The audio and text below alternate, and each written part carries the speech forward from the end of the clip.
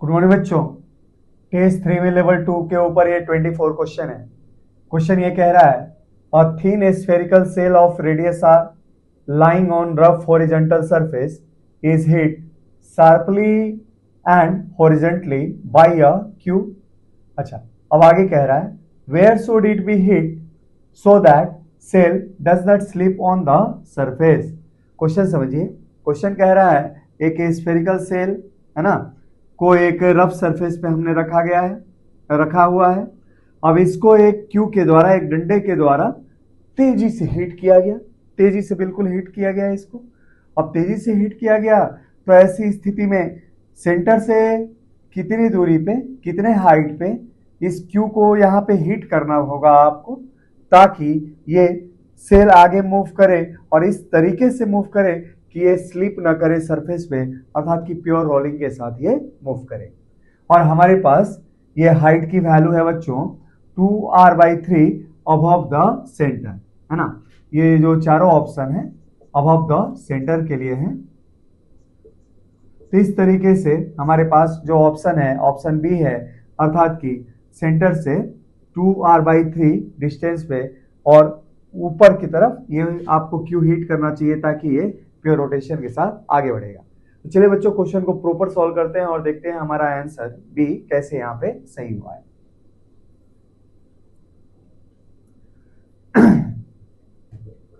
Solution, late मान लिया जाए ये जो क्यू है एक शार्पली हिट करने के बाद, शार्पली जब आपने इसको हिट किया तो इसने बहुत बड़ा सा फोर्स एफ इस स्फीयर पे एक्सर्ट किया, जिस फोर्स की value friction, normal force, mg वगैरह की तुलना में बहुत बड़ा हो। तो let Q exerts very large impulsive force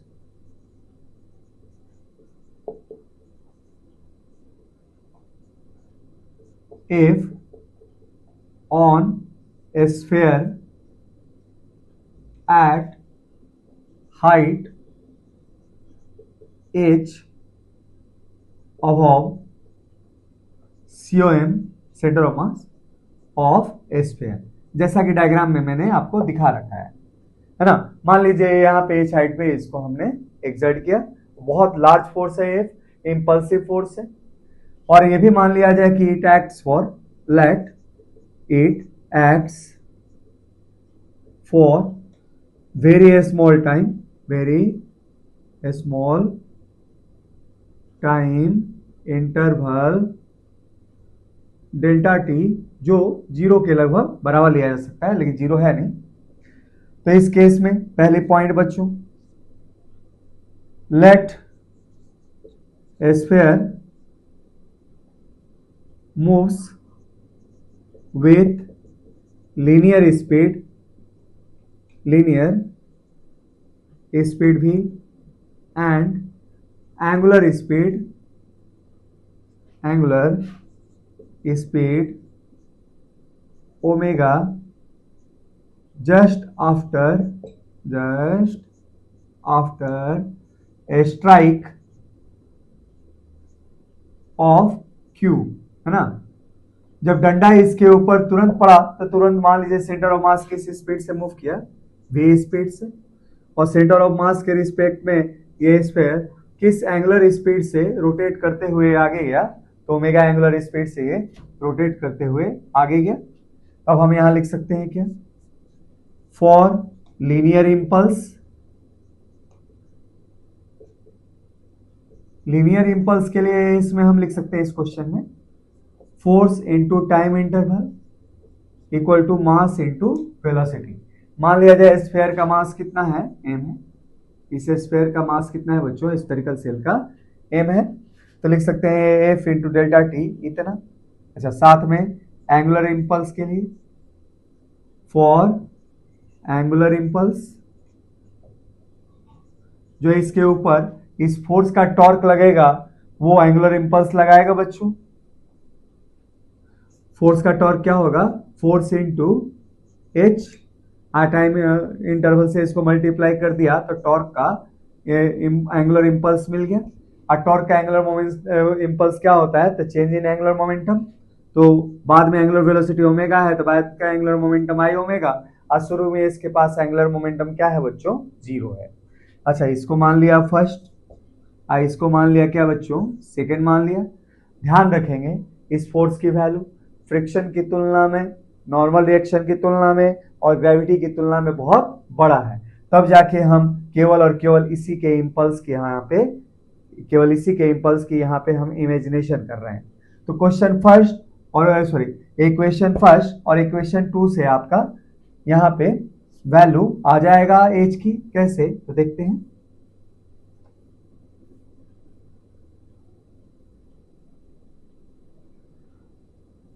first now ऐसे लिखेंगे, नाउ और इक्वेशन सेकेंड को डिवाइड कर दो। Now equation second divided by first gives, ये क्या देता है बच्चों, ये देता है आप लोगों को F H delta T divided by F into delta T, अच्छा इक्वल टू आई ओमेगा और डिवाइडेड बाई एम भी। अच्छा अब देखें आई ओमेगा, ओमेगा की वैल्यू क्या है बच्चों, वी बाई आर है ना, क्योंकि आपके पास यहाँ पे ये विदाउट स्लिपिंग ये आगे मूव कर रहा है, तो ओमेगा की वैल्यू ले सकते हैं हम क्या, v by r. Pure rolling की केस से हमने लिख दिया omega equal to v by r, और नीचे क्या है बच्चों, एम भी, वी से वी कैंसिल आउट, तो इस तरीके से, और डेल्टा टी से डेल्टा टी कैंसिल आउट और एफ से एफ कैंसिल आउट, तो एच की वैल्यू आपके पास क्या मिली, एच की वैल्यू आप लोगों के पास मिली आई अपॉन एम आर। तो इस तरीके से इतने हाइट पे क्यू को हिट करना होगा इस स्फीयर के ऊपर, सेंटर के ऊपर, ताकि ये प्योर रोलिंग के साथ अगला मोशन जस्ट आफ्टर कोलिजन ये शुरू कर सके। अच्छा अब यहाँ पे ऑब्जेक्ट आपका स्फीयर हो सकता है, हॉलो स्फीयर हो सकता है, डिस्क हो सकता है, एक रिंग हो सकती है, कोई भी स्फेरिकल ऑब्जेक्ट यहाँ पे हो सकता है, सिलेंडर भी हो सकता है बच्चों। तो जैसा ऑब्जेक्ट वैसा हम यहाँ पे मोमेंट ऑफ इनर्शिया रख के डिफरेंट डिफरेंट हाइट की यहाँ पे हम कैलकुलेशन कर सकते हैं।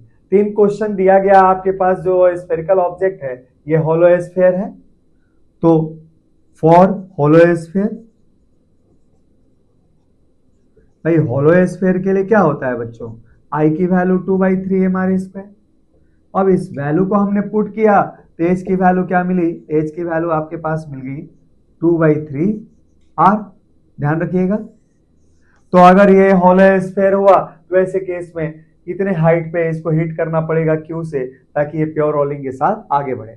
अच्छा क्वेश्चन ये भी पूछा जा सकता है, अगर ये सॉलिड स्फीयर होता तो बच्चों, सॉलिड स्फीयर होता तो यहीं पे हाइट क्या हो जाता है, ये हाइट की वैल्यू 2/5 आर हो जाती।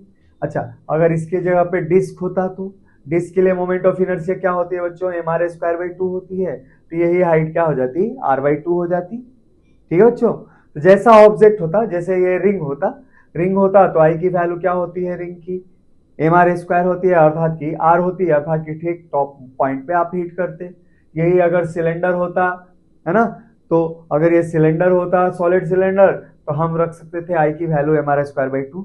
तो जिस प्रकार का ऑब्जेक्ट हो उसके अनुसार हम हाइट यहाँ पे सेलेक्ट कर सकते हैं, जिस हाइट पे क्यू को ले जाके हम स्ट्राइक करेंगे तो ये जो ऑब्जेक्ट है विथ प्योर रोलिंग आगे का मोशन तय करेगा। तो चलिए बच्चों और क्वेश्चन हम करते हैं इस टेस्ट के ऊपर।